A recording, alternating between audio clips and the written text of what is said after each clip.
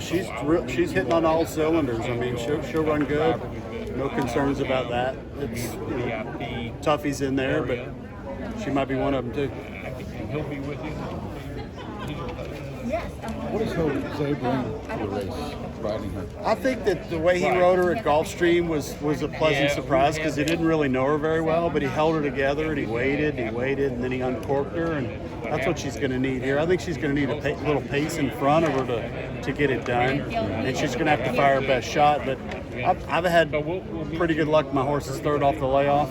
That's her third race off the layoff, and I think she's as good as we can get her. All the entries, the field, any thoughts on the draw, and also the complexion of the race? I like where she's at in the 4. I think the only post I was not wanting was the 1, but she's going to be a come from behind horse. I think that kind of forces him to stay inside, which is going to save her ground. I'd rather be in the 4 than in the 14.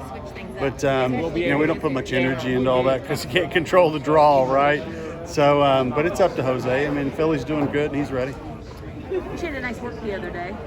Yeah, she's done really well here. I mean, if we'd cut her loose the other morning, we could have probably, she could have bullet worked any day, but she's wanted to save some energy for this weekend, didn't want to overdo it.